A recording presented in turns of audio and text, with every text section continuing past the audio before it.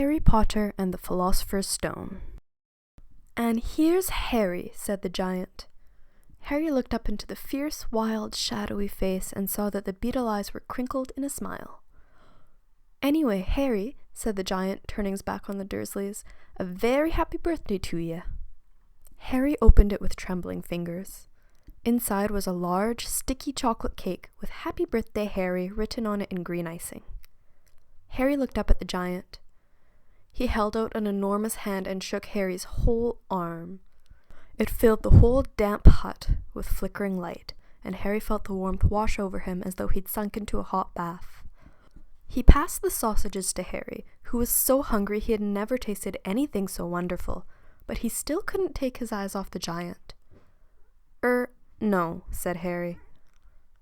"Sorry," said Harry quickly. "All what?" asked Harry. Harry thought this was going a bit far. Hagrid stared wildly at Harry. Hagrid ran his fingers through his hair, fixing Harry with a bewildered stare. "Kept what from me?" said Harry eagerly. "Harry, you're a wizard." "I'm a what?" gasped Harry.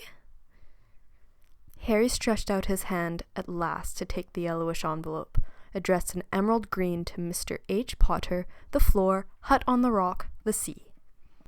Questions exploded inside Harry's head like fireworks, and he couldn't decide which to ask first. With his tongue between his teeth, he scribbled a note which Harry could read upside down. Harry realized his mouth was open and closed it quickly. "A what?" said Harry, interested.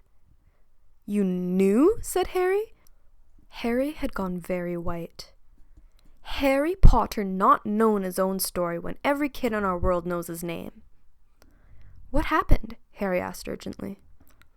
Harry, I don't know if I'm the right person to tell you, but someone's gotta. You can't go off to Hogwarts not knowing."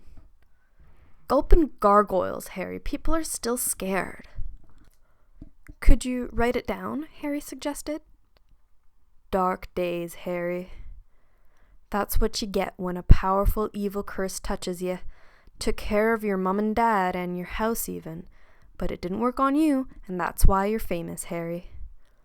Something very painful was going on in Harry's mind. Harry jumped. He had almost forgotten that the Dursleys were there. Harry, meanwhile, still had questions to ask. Hundreds of them. "Good question, Harry." "'Cause something about you finished him, Harry."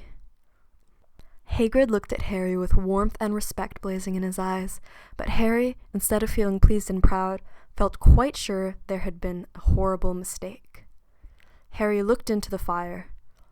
Every odd thing that had ever made his aunt and uncle furious with him had happened when he, Harry, had been upset or angry. Harry looked back at Hagrid, smiling, and saw that Hagrid was positively beaming at him.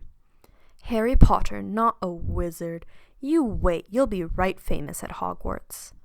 He cast a sideways look at Harry under his bushy eyebrows.